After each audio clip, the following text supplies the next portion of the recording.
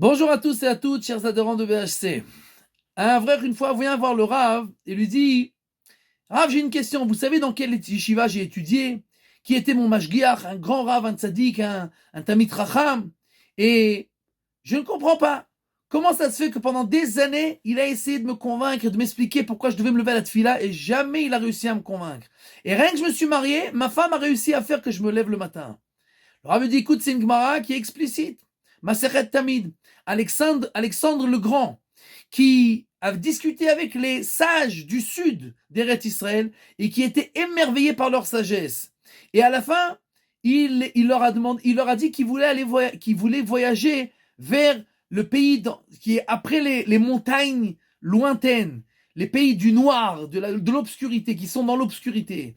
Et les sages lui ont dit: il vaut mieux pas que tu ailles là-bas.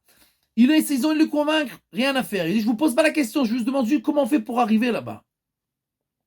Ils lui ont expliqué, il arrive là-bas, c'était un endroit où il y avait que des femmes. Alors il voulait leur faire la guerre.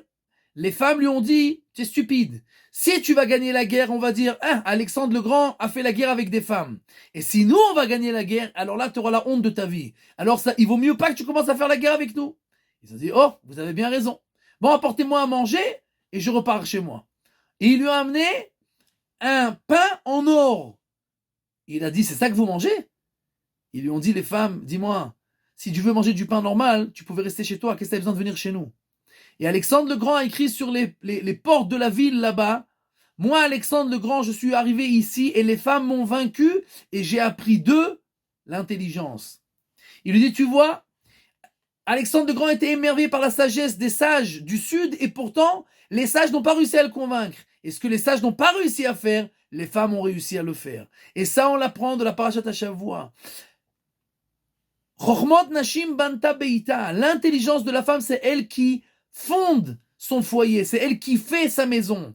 Et on apprend ça de la femme de On Ben Pelet. On Ben Pelet qui était le prince de la tribu de Shimon. Mon cher Rabbeinu lui parle et lui explique qu'il ne faut pas faire la querelle avec Korach. Rien à faire. Aaron lui parle, essaye de le convaincre. Rien à faire. Les sages, rien à faire. Sauf sa femme, la seule qui a réussi à lui faire changer d'avis et lui a faire comprendre pourquoi ça ne valait pas le coup pour lui de faire la querelle avec Moshe et Aaron, qu'elle a réussi à le convaincre. C'est pour ça qu'on comprend que ce que nos sages nous disent, que la femme, elle est akeret habayit. C'est l'essentiel de la maison. C'est elle qui va décider quelle direction va prendre le foyer et c'est de elle que tout dépend. Donc la femme doit prendre sur elle, faire très attention d'être toujours le ikar habayit qui mène la maison dans le droit chemin.